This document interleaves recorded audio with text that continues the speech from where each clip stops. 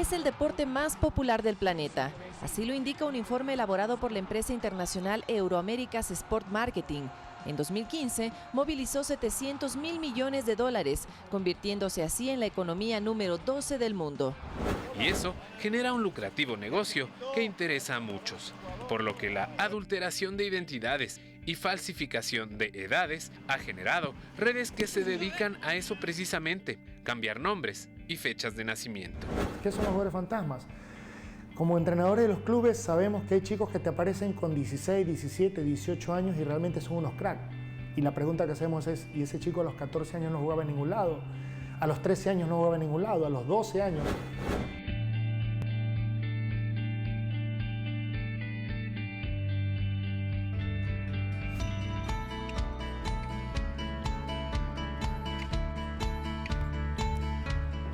Un 10 de noviembre de 1957 se daba por inaugurado el primer campeonato de fútbol nacional en la historia de nuestro país.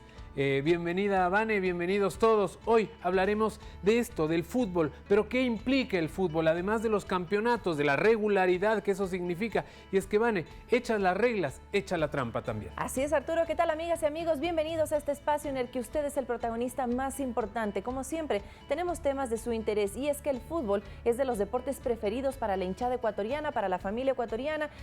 Nosotros esperaríamos que sea una fiesta deportiva, pero no es un deporte que está alejado de las controversias. Y eso es lo que nosotros queremos analizar hoy. Por supuesto, para eso les invitamos a todos a que nos escriban a través de Facebook. Vamos a retransmitir sus opiniones y también intentar contestar todas sus preguntas. ¿Cuál es el tema específico que trataremos? Bueno, hay algunos. Entre otros, como sabremos, hace poco tiempo empezó el torneo Sub-20 sudamericano aquí en Ecuador. Y sí, otra vez hubo denuncias respecto a la adulteración de edades y nombres.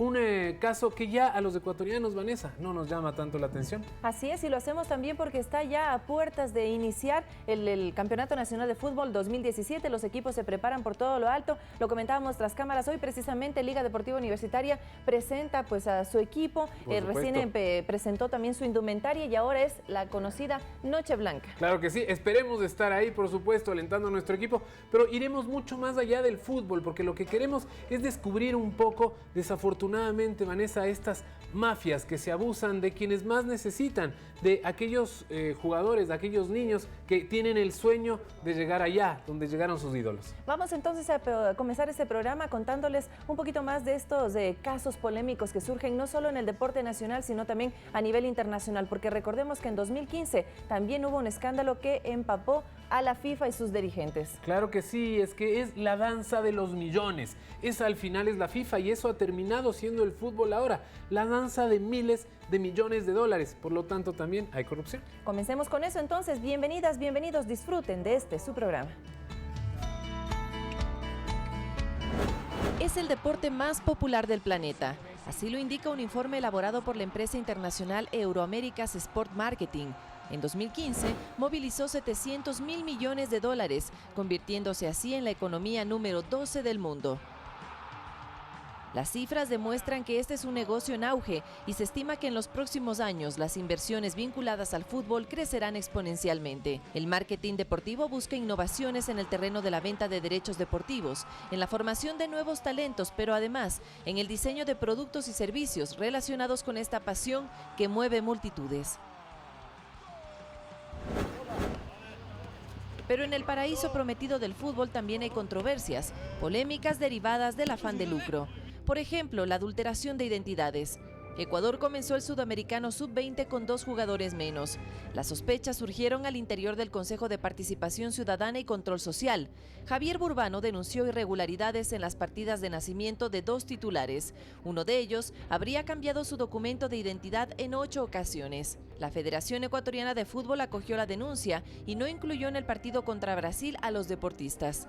Pero no es la primera vez que el vocal ventila este tipo de irregularidades. En septiembre de 2016 se refirió a otros 3 casos de presunta trata de personas, jugadores inscritos en la FEB, cuya adulteración se hizo en San Lorenzo, provincia de Esmeraldas. Pero ¿qué hay detrás de estas alteraciones? Sin duda, este problema tiene un origen social.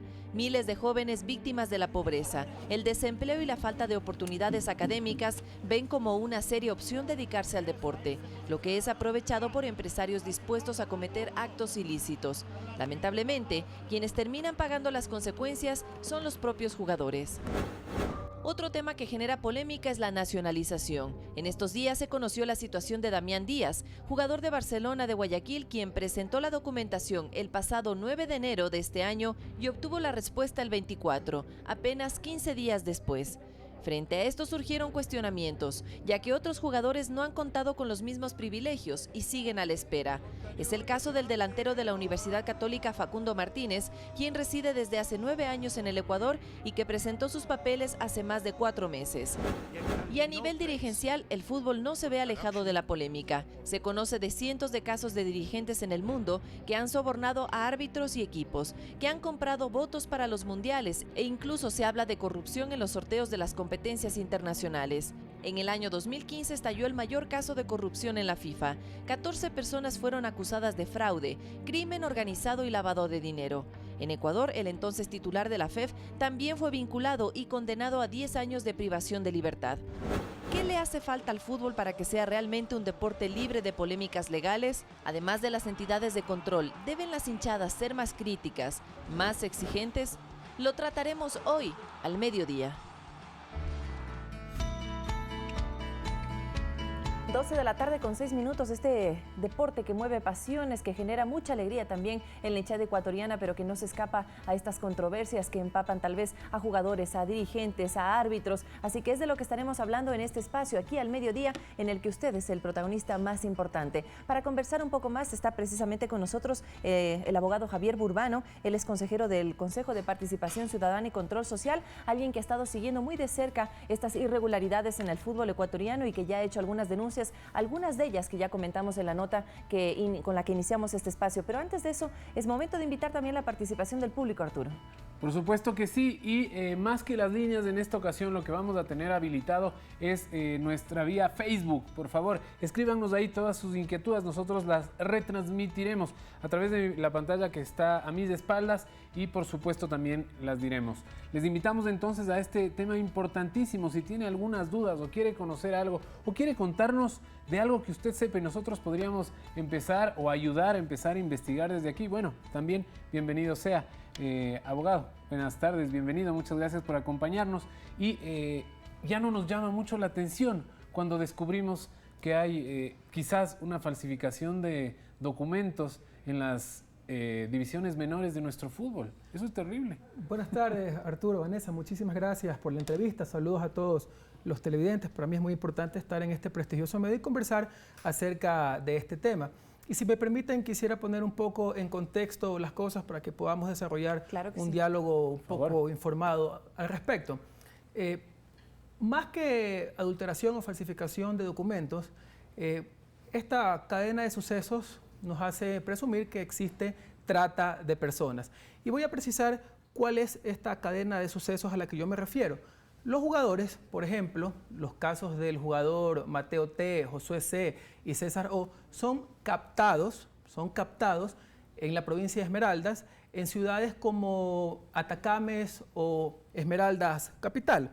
Luego son trasladados a las oficinas del registro civil, por ejemplo, los despachos de Río Verde o San Lorenzo, para alterar su documentación de identidad, ya sea que les generen una identidad inexistente o ya sea que generen una suplantación de identidad. Luego son movilizados a grandes ciudades como Guayaquil y Quito con fines de explotación. ¿Qué edad suelen tener estas personas, estos niños? ¿No? Hacia allá vamos. Son trasladados a ciudades como Guayaquil y Quito con fines de explotación. Esto es para que ejerzan actividades laborales como futbolistas, imponiéndoles como condición de trabajo, aprovechándose de su situación de pobreza, que lo hagan con esta documentación falsa, y aquí contesto su pregunta, que implica que en papeles, valga la redundancia, falsos, presenten más o menos 3 o 4 años menos en comparación con sus verdaderas edades. Y todo esto para beneficio de personas inescrupulosas, que son las que se benefician, porque es bien sabido que las transferencias de jugadores son bastante onerosas y más aún cuando se trata de jugadores jóvenes. Son jóvenes de escasos recursos en la mayoría de las veces. ¿Ellos están conscientes de que están cometiendo esta infracción? O tal vez en la investigación que ustedes han realizado, ¿cuál es el mecanismo en el que a ellos les convencen para realizar este trámite y viajar a otras ciudades? Antes de contestar su pregunta, voy a profundizar un poco más en el tema de las edades. En el caso de los jugadores Mateo T, Josué C y César O, eran personas, eran jóvenes que jugaron el campeonato sudamericano sub-17 en Paraguay en el año 2015 como supuestamente nacidos en 1998, cuando en realidad habían nacido en 1994 o 1995, es decir, estaban jugando la categoría sub-17 con hasta 3 años más. Y en esas categorías esa diferencia física es muy notoria. Apreciable, muy notoria. Por eso es que existen categorías sub-17 y sub-20, porque la organización del fútbol entiende que en esos lapsos hay diferencias y ventajas que no son deportivas, que se tienen que cuidar. Físicas. Entonces, incluso de madurez del mismo jugador, ¿no? Y sobre todo física. Un chico que juega el torneo sub-17, en algunos casos tiene hasta 15 años. Exacto, eso sigue siendo casi. Y en los casos que yo presentaba, se trata de jugadores que jugaron esa categoría con hasta 20 años. Imagínense un chico de 15 años versus un chico de 20 años. Eso es lo que tiene que ver con las edades. Pero ahora vamos a hablar de los jugadores, y es nuestro enfoque, ellos son las víctimas de toda esta cadena de delitos. Y es importante que lo entendamos de esa manera, porque como esta problemática está muy relacionada con el deporte, por lo general los debates o las opiniones se suceden en medio del periodismo deportivo, al cual yo respeto mucho y hay comentaristas que tienen un muy buen criterio, pero pueden ser un poco superficiales. Y en este programa sería bueno que hablemos de lo de fondo, de la trata de personas. Y contestando su pregunta, Vanessa, efectivamente existe una explotación, existe un aprovechamiento de una condición de vulnerabilidad, en muchos casos situación de pobreza de estos jóvenes y de sus padres de familia. Y por eso asienten o acceden a que se cometan estos delitos. Al mismo tiempo tengo que decir que nosotros, como decía el reportaje, hemos presentado varias denuncias, pero no son denuncias a la opinión pública solamente, son denuncias a la Fiscalía. Y eso es lo importante, que el órgano competente para las pesquisas de los delitos investigue. Y hemos denunciado trata de personas porque el delito de trata de personas tiene una particularidad. La víctima, aunque consienta o asienta en el cometimiento de los delitos, no es punible, no es responsable.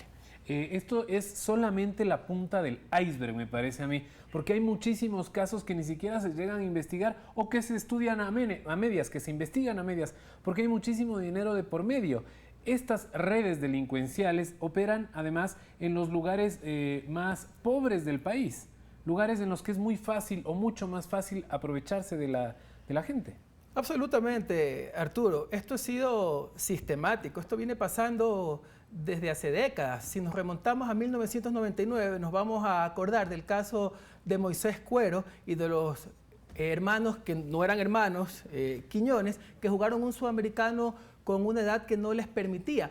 ¿Y por qué esto es sistemático? Porque hay la falta de control. Claro. Existe absoluta insensibilidad de parte de algunas autoridades y no se castigan estos delitos. Esto viene pasando hace 10 años. ¿Y cómo puede ser posible que recién en el año 2016, el año pasado, una institución haya presentado denuncias penales haciéndole conocer a las autoridades qué es lo que está pasando? Debo decir que las autoridades del fútbol en todos estos años se han hecho de la vista gorda, han mirado hacia otro lado y en parte han sido cómplices en determinado momento. Han sido una especie de encubridores y si no es así, al menos no han ayudado a que estos problemas se solucionen. Como un secreto a voces, abogado. ¿Desde hace cuánto tiempo está usted vinculado a este tema de investigaciones y cuál fue su motivación? Nosotros estamos desde hace 1 año y medio investigando estos casos gracias a una veeduría ciudadana que fue solicitada por tres ciudadanos a pie, tres ciudadanos comunes y corrientes que hicieron ejercicio efectivo de su derecho a la veeduría ciudadana y le solicitaron al Consejo de Participación Ciudadana que conformara una veeduría para revisar este tipo de situaciones. Y es importante decirlo porque en este caso el mecanismo de participación ciudadana se activó efectivamente y de ahí es que nosotros estamos vinculados en estos temas y por eso fue que presentamos denuncias penales ante la Fiscalía que están siendo tramitadas por tres fiscales, por la doctora María Coloma, el doctor Jesús Quinto y la doctora Gisela Zambrano y esperamos pues que estas investigaciones continúen y sobre todo que se castiguen. Abogado, es importante aprender de la historia. Hemos visto, como usted nos ha recordado, algunos de los casos emblemáticos. Usted conoce a Walter Ayoví, seguro que ha escuchado de él, un referente de la selección ecuatoriana. Bueno, en el Sudamericano Sub-17, también en 1999, jugó con 3 años más. A los jugadores, que son las personas mediáticas, en este caso, generalmente son los que sufren las consecuencias, con suspensiones, con multas y con algunas cosas más, sus equipos también. Pero, ¿qué pasa con quienes son los idearios de este asunto? Es decir, con quienes están detrás de estas grandes redes de corrupción también, porque esta es una gran corrupción en las que se afecta precisamente a los más pobres y siguen siendo ellos los que luego pagan los platos rotos. Oímos mucho de los castigos a esas personas, pero no escuchamos, en cambio, de las sentencias a los, en realidad, responsables, que son quienes convencen a estas personas y les pagan un dinero. Con una palabra les resumo lo que hasta el día de hoy viene sucediendo. Impunidad. Absoluta impunidad. Le voy a poner un ejemplo. El año pasado, cuando nosotros presentamos las denuncias penales ante la Fiscalía, la Federación Ecuatoriana de Fútbol, a través de su relacionista público, un señor de apellido Mestanza, emitió un comunicado diciendo más o menos que no es nada nuevo y que las denuncias y las declaraciones del consejero Javier Burbano crean alarma, zozobra y más o menos que somos alarmistas. Fíjense la visión de una institución como la Federación Ecuatoriana de Fútbol en ese tiempo que trata de mirar para otro lado y prefiere de alguna manera deslegitimar a quienes denunciamos lo que realmente está pasando. Eso forma parte de una cadena de impunidad porque por supuesto, y lo sostengo y se lo hemos comprobado a la Fiscalía, hay directivos que conocen todo este tipo de situaciones y jamás han presentado una denuncia. Y sobre esto también quiero recalcar que leía esta semana una entrevista en un diario del país del ingeniero Carlos Villasís, el actual presidente de la Federación Ecuatoriana de Fútbol, y me he quedado gratamente impresionado de leer cómo él ahora admite que hay mafias en el fútbol ecuatoriano dedicada a la trata de personas y que las van a combatir. Ese es un gran paso que se está dando. Ahora, en el momento que el titular de la Federación Ecuatoriana de Fútbol reconoce el problema, es porque estamos avanzando. Desafortunadamente yo he perdido un poco la fe. Nos van a tener que devolver la fe. Una fe que uno ha perdido en la FEF. Porque yo he visto que muchas veces han dicho cosas y no pasa nada. Del dicho al hecho hay mucho trecho con la FEF.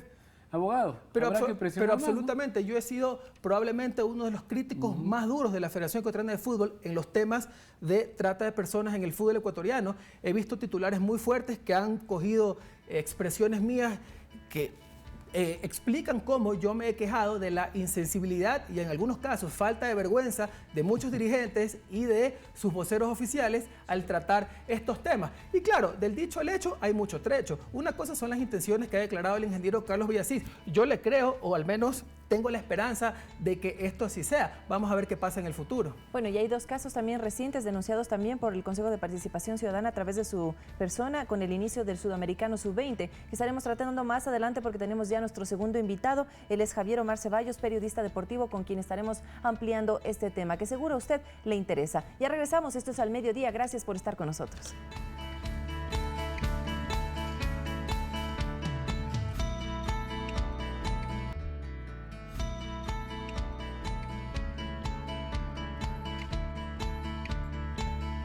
¿Qué hay detrás del juego? ¿Qué hay detrás del espectáculo? ¿Qué hay detrás del fútbol? Es lo que hablamos hoy al mediodía y se suma pues a nuestro equipo de invitados el señor Javier Omar Ceballos, él es periodista deportivo. Muchísimas gracias por estar aquí. Yo creo que quedaron pendientes algunas cosas que conversábamos con el consejero de Participación Ciudadana y ese es el tema de esta adulteración de documentos. En su experiencia, esto no es reciente, esto es algo que se puede evidenciar desde décadas atrás de la historia del fútbol. Exacto. ¿Cómo está, Vanessa, el doctor Burbano, Arturo? Qué gusto. A los televidentes. Tiene antecedentes, ¿no? En el 99 ya sucedió. Los muertos vivientes fue en aquel entonces, un torneo sudamericano sub-17, si no me equivoco, fue en Paraguay, si no estoy equivocado, un torneo sudamericano de la categoría, que luego se llegó a detectar que muchos jugadores, o algunos de ellos más bien, actuaron con identidad de personas fallecidas, por eso esto de los muertos vivientes. Recuerdo que uno de los jugadores más importantes de aquel entonces, joven, ¿no? Una promesa que en el fútbol ecuatoriano no es que aparezcan permanentemente, jugó con la identidad de un hermano menor. Entonces no es nuevo, el tema es por qué sabiéndolo esto sigue ocurriendo. O sea, y es un asunto casi común en el fútbol juvenil en nuestro país, que tiene un montón de situaciones, ¿no? De aristas relacionados con el tema social, con lo que representa la presencia tal vez del organismo de sedulación en distintos lugares de nuestro país, y hay intereses económicos alrededor de todo esto. Decíamos también que son los perjudicados las personas a las que les someten a este tipo de negociados, ¿no? Los mismos futbolistas que vienen desde estratos sociales bastante bajos. Pero ¿cómo queda el nombre de este deportista, de este futbolista, una vez que estalla, por ejemplo, este tipo de situaciones, que se conoce, que sale a la luz pública? Bueno, lo último fue el torneo también sub-17, aquel que se disputó en Paraguay, clasificatorio para el Mundial de Chile, que dio pie precisamente a lo que se ha comentado últimamente, ¿no? Jugadores que fueron sancionados incluso por la Federación Ecuatoriana de Fútbol. Se comprobó adulteración de edad, adulteración de identidad, que eso es bastante grave. Y luego la Federación Ecuatoriana de Fútbol prepara una nueva selección para el torneo que se está efectuando. Pero uno dice, y las precauciones que se deben tomar lógicas, evidentemente que es común se descargue la responsabilidad en el registro civil. Dicen, no, el registro civil ha cedulado a estos ciudadanos. Sí, perfecto, pero si, por ejemplo, como le escuché en algún momento al doctor Burbano, si hay 8 cédulas, si hay 8 correcciones a la identidad del jugador, alguna sospecha te tiene que generar como organización, pues es tu representación, vas a representar en esta actividad a un país, en la actividad deportiva, y no te preocupas de este tipo de detalles. A mí me parece bastante extraño, por decirlo menos. Javier y doctor Burbano, es importante también decir que esto no es tan sencillo de hablar. Yo he sabido de periodistas deportivos que han tenido graves y serias amenazas por referirse a estos temas. ¿Esto pasa, Javier? Sí, pasa, Arturo. Tengo un compañero, Luis Miguel Valdeón, él tiene a su hijo jugando en una categoría juvenil en el fútbol ecuatoriano, en un equipo en Liga Deportiva Universitaria. Entonces, quienes están involucrados en esto de la formación de jugadores en los torneos juveniles, saben perfectamente, esto ya trasciende, pues no se comenta, no, él es pasado. Él ya estuvo en otro equipo y jugando con otro nombre. Es decir, es incluso una comidilla. Es una comidilla, es un comentario general. Incluso se sospecha de la nacionalidad de algunos jugadores. Claro. No, lo que pasa es que él no es ecuatoriano, él es colombiano, por ejemplo, y están jugando como ecuatorianos. Mi compañero lo empezó más o menos a comentar en la radio. Había un partido, y esto lo recuerdo claramente, un partido de la categoría de su hijo con un equipo Sociedad Deportiva Aucas. Y algunos jugadores no fueron incluidos. Y él contaba, porque fue a mirar el partido, fue a mirar a su hijo, que en las gradas, algunos de los jugadores que no fueron incluidos lo empezaron a amenazar. Luego, sapo, ¿qué te pasa? ¿Por qué no te quedas callado? Ese no es un comportamiento normal en jóvenes de 14 años, pues, ¿no? No es un comportamiento normal. Preadolescentes casi. Exacto. Y empiezan a tener otro tipo de jerga también. Lógico, el vocabulario, comentaba mi compañero, que fue utilizado en aquel momento por parte de estos jóvenes, que uno no puede precisar la edad. Tuvo que recibir protección de la policía, etcétera, etcétera. Eso es un tema bastante complejo, bastante delicado, que además tiene, me parece a mí, un punto esencial. Los técnicos. Los técnicos, los directivos de las categorías formativas, es muy difícil darse cuenta. Es pregunta, no es afirmación, ¿no? Por supuesto, habría que verlo. Y para eso también nosotros hemos elaborado un reportaje en el que le vamos a contar esto, que no es nuevo, pero que desafortunadamente sigue pasando, tanto en realidad que cada vez nos sorprende menos. Veamos. Son décadas. Quizás hasta deberíamos remontarnos a los inicios mismos del fútbol profesional en el Ecuador. Y es que desde que hubo reglas se creó la trampa. Hoy, más evidente, debido a los inmensos capitales que se invierten. Los traspasos de jugadores mueven miles de millones de dólares al año. y eso genera un lucrativo negocio que interesa a muchos, por lo que la adulteración de identidades y falsificación de edades ha generado redes que se dedican a eso precisamente, cambiar nombres y fechas de nacimiento. Es aquí donde crecen los mejores jugadores del Ecuador. Bajo el inclemente sol del Juncal, sueñan con tener el mismo futuro de sus ídolos, uno al que llega 1 de cada 1000 soñadores. Es así que afuera se quedan 999 sueños, unos que al encontrarse con personas que lideran grandes redes de trata de personas, renacen, les ofrecen lo que podría ser su salida de la pobreza, una falsa identidad y unos cuantos años menos. En el Ecuador no son pocos los que aceptan ese trato. Algunos casos fueron comprobados, la gran mayoría solo queda en dudas y falta de investigación. Entre los casos más sonados estuvo el de Walter Ayoví, por ejemplo, el conocido capitán de la tricolor y figura en el fútbol mexicano, jugó pasado de edad el sudamericano sub-17 en 1999. No podemos olvidarnos el caso de Gonzalo Chila. Su verdadero nombre es Ángel Cheme y jugó en Olmedo y Liga de Quito. Protagonizó uno de los casos más sonados. Se descubrió que en 2010, días antes de disputar la final ante Emelec, se le estaba extorsionando y al no soltar más dinero, el denunciante habló. Moisés Cuero, Andrés Quiñones o Joel Montaño son solo nombres que se suman. Es así que ya a los ecuatorianos no nos sorprende la noticia de los pasados de edad. Es una noticia más, desafortunadamente, ya cotidiana. A propósito de su comentario, Javier, yo lo decía en el bloque anterior, eso es como un secreto a voces. Y claro, porque es evidente decir, este jugador tiene 15 años versus este que tiene 20 años. O sea, visiblemente el técnico debería darse cuenta, incluso la hinchada. Y frente a eso también la denuncia ciudadana, que es tan importante en este tipo de situaciones. Sí, evidentemente. O sea, hay varias cosas alrededor. Cuando lo último sucedió, la pregunta era, ¿y quiénes son los responsables? E inmediatamente la respuesta, las mafias. Pero eso es mucho y poco a la vez. Exactamente, es muy general, ¿no? ¿Cuáles mafias? O sea, ¿cómo están compuestas? Me parece que no se ha querido ir más allá. Si no hubiese sido por la denuncia del doctor Burbano, estoy seguro que los jugadores que fueron apartados de la selección sub-20 estaban participando del torneo sudamericano. O sea, todo parecía normal. En principio, incluso la federación emitió un comunicado manifestando que todo estaba en regla, y luego cambió, porque ya tuvo una experiencia, y no lejana, reciente, en el 2015 con esta selección sub-17. Entonces, desde afuera, porque yo tampoco es que esté permanentemente en contacto, ¿no? Lo que uno puede suponer es, ¿cómo no se dan cuenta? ¿Cómo se les puede pasar situaciones que están relacionadas? Entiende uno que, por ejemplo, quien dirige una categoría juvenil en el fútbol ecuatoriano, tiene una experiencia en relación al escogitamiento, en relación al biotipo, en relación a lo que representa la evolución del joven en la actividad.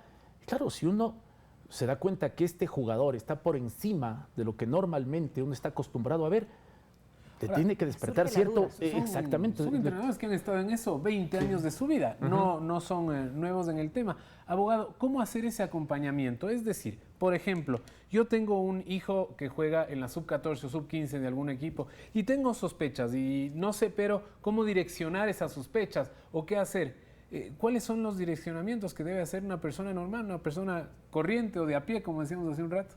Bueno, antes que todo quiero felicitar por el reportaje. La verdad es que es gratificante ver cómo ya se comienza a llamar al pan pan y al vino vino, y a esto se comienza a llamar trata de personas, porque aquí existe captación, existe traslado, existe recepción, existe explotación, existe imposición de una condición de trabajo, y eso se llama trata de personas. Y no solo lo dice el consejero Javier Burbano, también lo dice, por ejemplo, el señor Galo Montaño, que es presidente de la Asociación de Fútbol No Amateur de Esmeraldas, que ha denunciado que efectivamente hay mafia de tratas de personas. También lo dice, por ejemplo, el señor Iván Mina, que es el presidente de la Liga Cantonal de Fútbol de Río Verde, quien también coincide en que hay tratantes de personas en esas zonas. Y bueno, quiero también precisar un poquito al querido periodista que nos acompaña. En el caso del Consejo de Participación Ciudadana, sí hemos ido más allá. Nosotros, por primera vez en la historia, y esto debo decirlo, es inédito, presentamos el año pasado 3 denuncias penales ante la Fiscalía y las estamos impulsando porque coincidimos con el compañero periodista. Esto no puede quedar en simple rumor o información para debate de programas de fútbol. Esto tiene que llegar hasta el final, tiene que haber, y nosotros lo vamos a impulsar, una acusación por parte del Estado y tiene que haber una sanción de parte de los jugadores. Por parte, perdón, de los juzgadores. ¿Cuáles son las sanciones a las que se pueden atener estas personas de ser halladas culpables? Las redes de trata de blancas me refiero.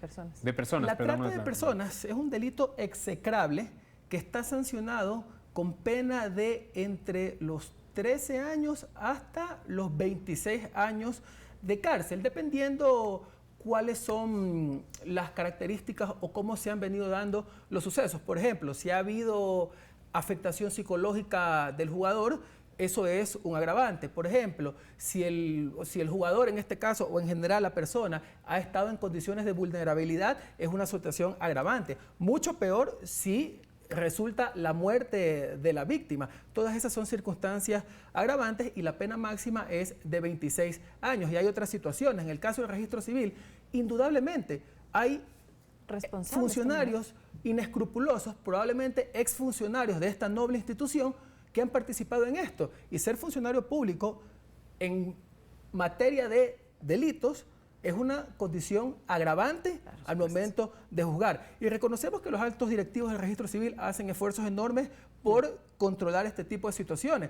Sin embargo, nosotros como Consejo de Participación Ciudadana, insisto, hemos presentado las denuncias, algo que no se ha hecho antes en la historia del fútbol, y vamos a empujar y vamos a hacer seguimiento hasta que se castigue este tipo de delitos. Abogado, la situación legal de los jugadores en ese momento, estos dos que acaban de ser expuestos a la luz, ellos ya no jugaron en el Sudamericano Sub-20, Javier, usted me corregirá si es así, ellos ya no participaron desde el primer partido contra Brasil. ¿Cuál es su situación legal en el caso de que ellos son o sean mayores de edad?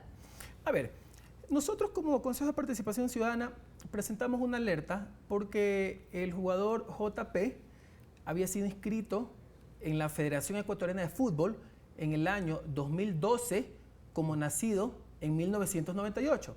Posteriormente, en marzo del 2015, jugó el Sudamericano Sub-17 de Paraguay sin tener partida de nacimiento, sin tener inscripción de nacimiento. ¿Y por qué aseveramos esto?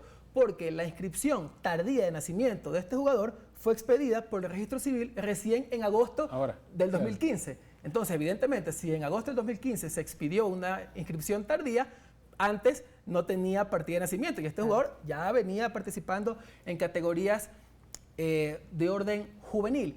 Y presentamos esta alerta para que la Federación Ecuatoriana de Fútbol, si lo consideraba necesario, revise la documentación detenidamente y tome las medidas que ellos consideren pertinentes, y es lo que han hecho desde sus competencias como órgano rector del fútbol ecuatoriano.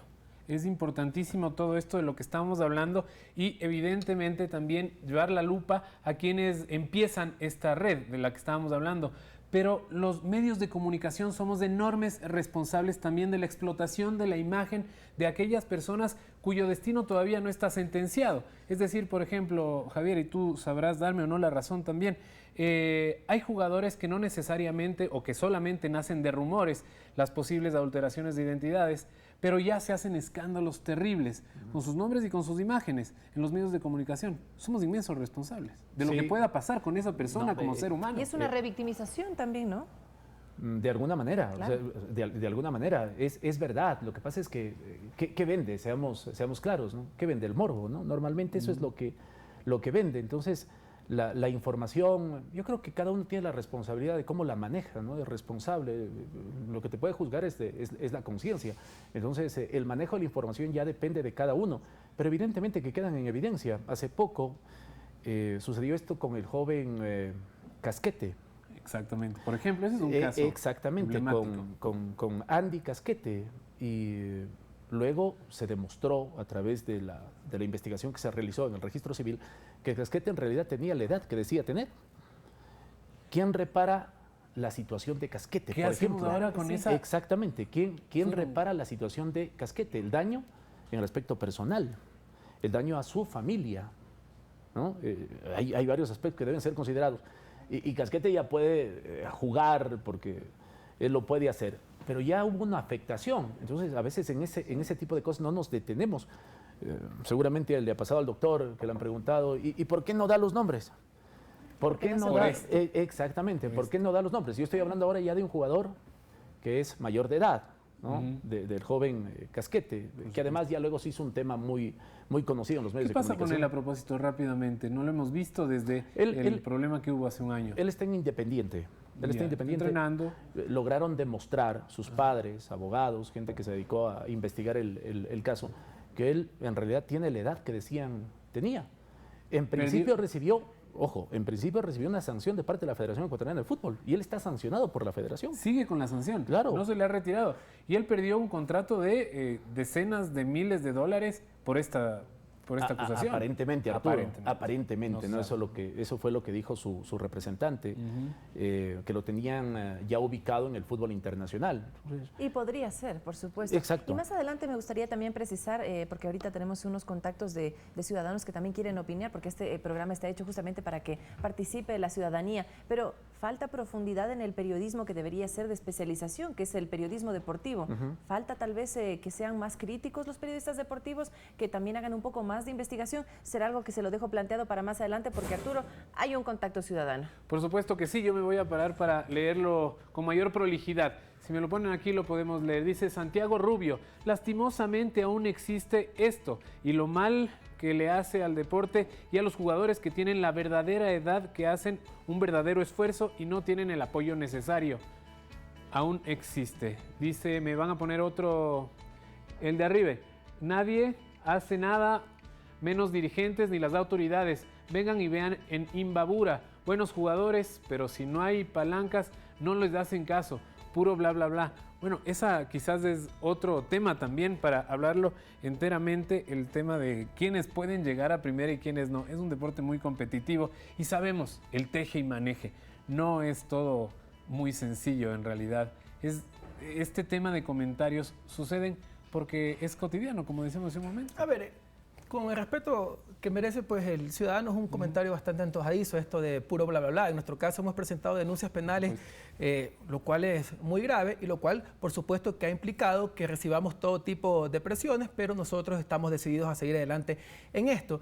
Y el compañero periodista ha dado en el clavo, y un poco lo que decíamos al principio, el tratamiento que le da el periodismo deportivo suele ser bastante superficial. Como este no es el caso de Odebrecht y tampoco es el caso de los Panama Papers, los periodistas le dan un tratamiento un poco banal, con todo el respeto que se merece. Y le voy a poner un ejemplo. La semana pasada yo revisaba con mi equipo de monitoreo las redes sociales y un colaborador detectó que un periodista estaba en un intercambio de tweets con un ciudadano. Y el periodista le decía al ciudadano, a ver, pero deme la documentación para hacer un reportaje. Inmediatamente yo le escribí un tweet al periodista indicándole que yo tenía la documentación y que se le iba a enviar para que haga el reportaje. Le envié declaraciones de madres de familia, de jugadores, en las cuales señalan con nombre y apellido quiénes son las personas que se dedican a este tipo de delitos o a este tipo de actividades delictivas.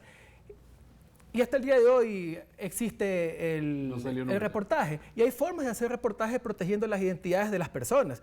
Eso yo lo entiendo y lo comprendo. Y he visto muy buenos reportajes de algunos diarios, dicho sea de paso, públicos, con respecto a estos temas. Pero este periodista no ha hecho el reportaje y dudo mucho que lo vaya a hacer.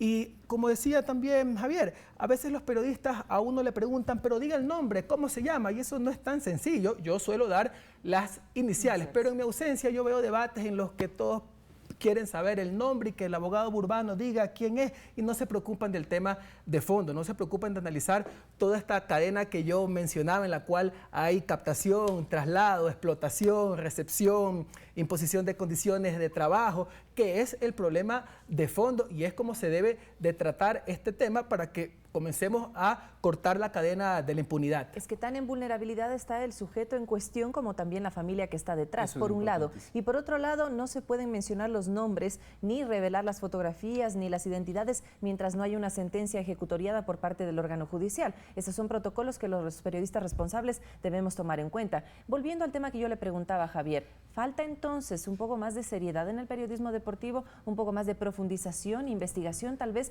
para que estos casos alguien exija que haya cumplimiento y que dejen de aparecer.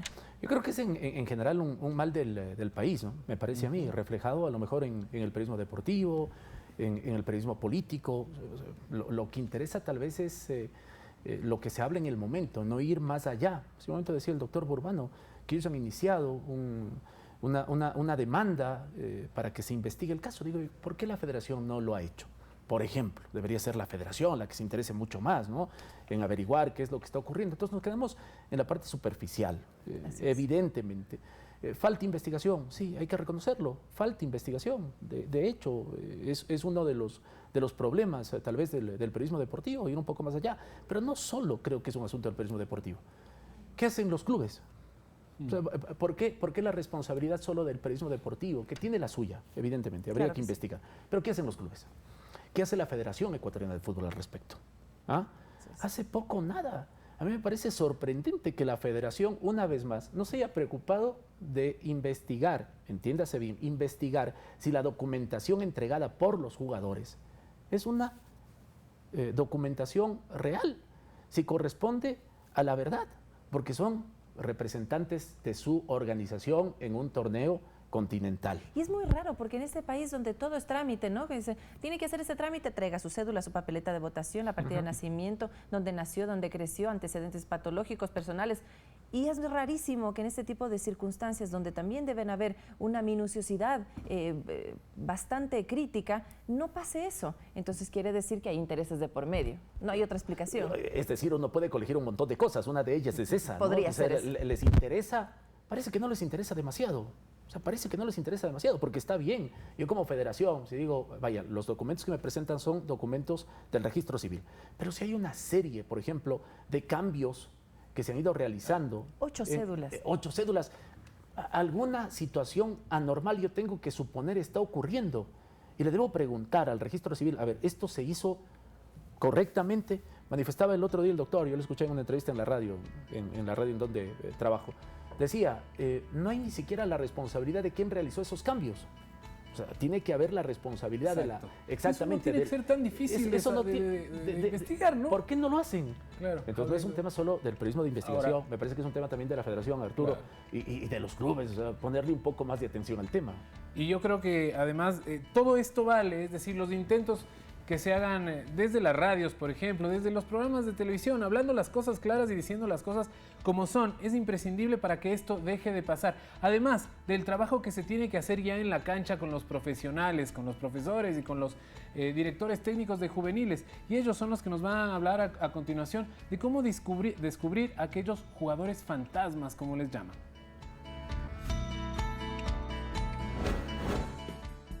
El fútbol es uno de los deportes más populares en el mundo. Sin embargo, iniciar en su carrera requiere de todo un proceso evolutivo que implica años de preparación desde temprana edad. Llamamos fútbol infantil, que se debe manejar entre los 5 y los 11 años, donde el niño debe comenzar a desarrollar primero capacidades coordinativas correctas, lo que nosotros le llamamos inteligencia motriz, y todo esto, por supuesto, apegado a nuestro juego, a nuestro deporte, o sea, siempre en contacto con el elemento, con la pelota. A partir de los 12 años es lo que nosotros le llamamos fútbol juvenil, donde existen competencias internacionales y oficiales en todo el mundo, la sub-12 se podría decir. La idea de ellos inicialmente es la mejora del desarrollo de la fundamentación técnica, individual y colectiva, luego después lo que es el trabajo táctico y también, una vez que viene el desarrollo hormonal, viene la estructura de orden físico, todo lo que son capacidades condicionales, fuerza, velocidad, resistencia. Desde el 2016, la Federación Ecuatoriana de Fútbol lleva a cabo varios proyectos que buscan desarrollar el fútbol infantil en más de 100 escuelas en todo el país. Vamos a incluir también torneos de fútbol 5, de fútbol 6, de fútbol 7 por todo el país. Y el segundo proyecto, la segunda parte del proyecto es el desarrollo de las categorías infantiles a nivel de selección. Algo que nunca se había hecho en el país es empezar con la categoría sub-12, que lo empezamos en el año 2016. Ahora ya estamos con la categoría sub-13, o sea, estos niños han crecido y así llegaremos hasta la sub-15. Estamos empezando el proceso 3 años antes, lo que no se había dado nunca. Cuando se realizan estos procesos, se hace un registro y debido seguimiento de los jugadores talentosos, con el objetivo de minimizar la existencia de jugadores fantasmas, casos que ya se han presentado en algunos equipos de fútbol a nivel nacional e internacional. ¿Qué son los jugadores fantasmas? Como entrenadores de los clubes sabemos que hay chicos que te aparecen con 16, 17, 18 años y realmente son unos cracks. Y la pregunta que hacemos es, ¿y ese chico a los 14 años no jugaba en ningún lado? A los 13 años no jugaba en ningún lado, a los 12 años, cuando Johan Cruyff lo dice, que el buen jugador se ve desde el inicio, teniendo buena fundamentación y lógicamente luego viene un proceso para llegar al alto rendimiento. No aparece súbitamente a los 17, 18 años y es un crack. Y esperamos que así pues se minimice la cantidad de jugadores con edad adulteradas porque ya sabemos dónde están. No solo jugar bien es un requisito fundamental para ser seleccionado. La Federación Ecuatoriana de Fútbol, al momento de escoger a un jugador, se basa en diferentes puntos. Primero, pertenecer a un club. O sea, nosotros nos basamos en eso, ¿no? En los clubes, en los equipos, sean de primera categoría, de segunda categoría, del fútbol amateur, sin ningún problema. Segundo, intentar ser el titular y jugar. O sea, es la idea. Y tercero es pensar en ser el mejor en ese puesto. Ser un gran profesional del balón puede hacerse realidad. Si su hijo sueña con esta carrera, recuerde que la constancia y el apoyo son piezas fundamentales para lograr el éxito anhelado. Si su sueño es seguir esta carrera para todos los niños, para todos los adolescentes que nos están viendo y para las madres y padres de familia también, ¿qué tipo de acompañamiento antes de irnos a la pausa deberían tener? Bueno, me parece que es un tema tan complejo sinceramente. Sí. El acompañamiento de los padres está permanentemente. Aquí alguien decía, cuando leí el mensaje, le resta posibilidad a los jugadores jóvenes. ¿Saben por qué? Porque claro, si yo tengo 20 y compito con un joven que tiene 16, le voy a ganar. Claro. Y mi espacio, teniendo la edad que corresponde a la categoría, mi espacio va a ser ocupado por otra persona y me van a desplazar. Entonces, ese es uno de los problemas que existen en la actualidad. Hay muchos jugadores que no tienen la edad y que están en formativas, que los técnicos los seleccionan y dejan de lado a otros jugadores que físicamente no tienen ese desarrollo, pero que tienen la edad. Ese es uno de los problemas. Entonces, el acompañamiento del padre existe. Es tremendo cuando se juegan los partidos de las formativas, los padres presentes y se han generado problemas, ha habido broncas, peleas, etcétera, etcétera. Entonces el acompañamiento existe. A mí me parece que hay que primero depurar y luego establecer como organización fútbol. La federación debería tener una secretaría de fútbol juvenil en este país para ir investigando a los jugadores, para ir siguiendo el proceso de formación, primero de formación, de evolución en la parte física y técnica, y posteriormente tener muy claro quiénes se están formando. Pues. O sea, si son jugadores en realidad que tienen la edad que dicen tener, esos jugadores ya depurado todo deberían llegar a una primera división o a una representación nacional. Y abogado, también otra estrategia tal vez para aquellos niños, para aquellos jóvenes que tienen el sueño, pero que tal vez no pueden acceder directamente a una formativa porque también implica costos para los padres de familia. No es así nomás que uno le lleva a la academia que está en la esquina del barrio y paga. Hay gente que no tiene posibilidad para eso. Bueno, cuando el jugador es talentoso, las escuelas de fútbol lo someten a unas pruebas y los admiten y los clubes corren con todos los gastos de su formación. Por eso es que, bueno, más adelante existe lo que jurídicamente se llama los derechos de formación y tienen participación económica en las transferencias. El jugador es talentoso, definitivamente los clubes corren con sus gastos de formación, pero no son todos los casos. Y viendo el reportaje, definitivamente nos lleva a hablar un poco de lo que son los controles para que estas cosas no pasen. Y a pesar de que Arturo era un poco escéptico cuando conversábamos al principio, yo soy optimista porque fíjese que luego de las denuncias que presentamos en la Fiscalía, la Federación Ecuatoriana de Fútbol resolvió que todo jugador juvenil que se inscriba, indistintamente de dónde venga, va a pasar por un filtro y por un examen que realiza el registro civil. Es decir, absolutamente todos los jugadores van a ser escrutados en su documentación entre el registro civil y la Federación Ecuatoriana de Fútbol. Y esas son buenas noticias, así como son buenas noticias las declaraciones del presidente Villasís, ahora que ya reconoce que hay trata de personas en el fútbol ecuatoriano, y eso a nosotros nos llena de optimismo. Ahora, esas son intenciones positivas, declaradas.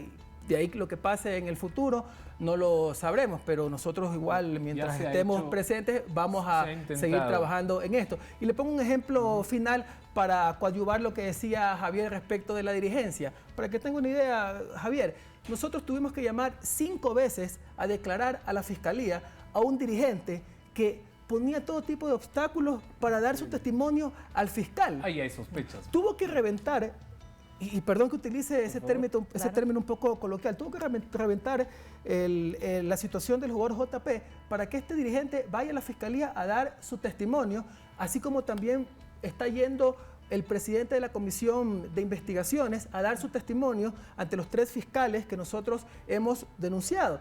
Y es a base de esto que se mueven las investigaciones. Y una cosa final, en el caso de JP, que yo he demostrado las inconsistencias que hubieron en su documentación, resulta que la Comisión de Investigaciones en su momento decidió no abrir un expediente de ese caso, conociendo todo lo que yo menciono, decidió no abrir un expediente de investigación. Por eso digo que al menos en palabras vemos que el presidente Villasís expresa un cambio de actitud. Ojalá que esto sea realidad. Le doy una buena noticia, todavía no nos vamos a despedir, solo nos vamos a nuestra última pausa. Tenemos poquitos minutos más después de aquella para terminar con algunas precisiones más. Y además hablar también de las nacionalizaciones. En este caso, la sonada del Quito Díaz ha hecho mucho para ser nacionalizado en tan poco tiempo. Lo valoremos después de esta pausa.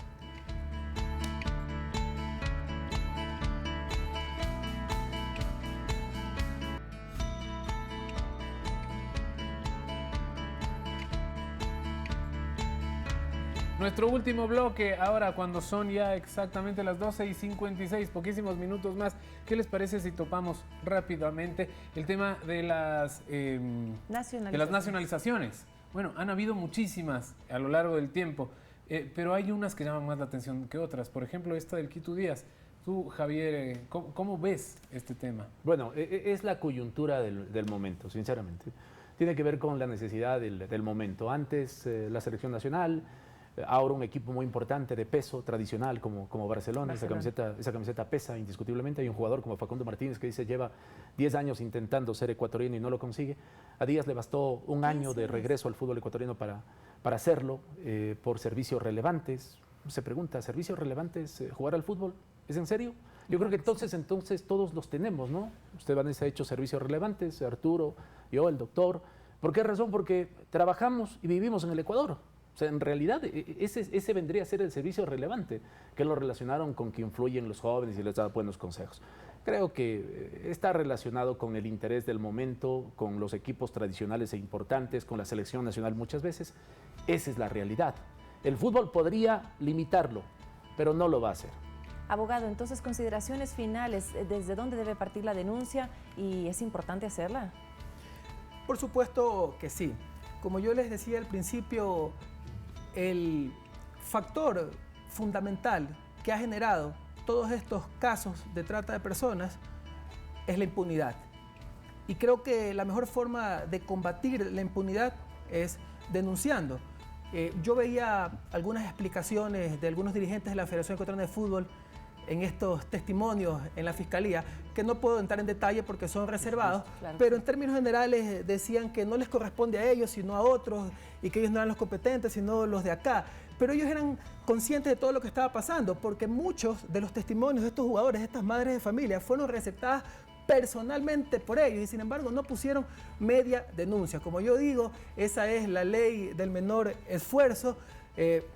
No voy a decir pues que son encubridores porque esta figura penal ya ni siquiera existe, pero al menos no fueron parte de la solución. Y hay que seguir creando conciencia del real problema y denunciarlo. Crear conciencia entonces. Javier Burbano, muchísimas gracias. También a Javier Ceballos por estar aquí. Creo que nos faltó tiempo para abordar un poco más de controversias que envuelven al fútbol ecuatoriano, Arturo. Y es que hay tanto de qué hablar, no solo en el fútbol ecuatoriano, esto se da también en el fútbol mundial. ¿Por qué? Por lo que decíamos al principio, son una danza de millones, estas que se juegan cada vez que una pelota de fútbol empieza a rodar. 700.000 millones de dólares en el año 2015, Arturo. Imagínate tú cuánto dinero se mueve. Imagínense ustedes también. Nosotros no podemos en realidad realidad ni siquiera llegar a imaginarlo. Nosotros nos despedimos, les agradecemos por su sintonía, a los invitados también, gracias por venir, como siempre, mañana otro tema interesante. ¿Sabes tú que las mejores ideas surgen en los momentos de esparcimiento? Con razón tengo tan buenas ideas. Imagínate, qué importante que es el ocio, es lo que estaremos viendo mañana, además de lo que nos da la lectura. Claro que sí, con Laura Montilla, como todos los viernes, vamos a leer. Nosotros nos Buen jueves para despedimos. Chao, chao, hasta mañana.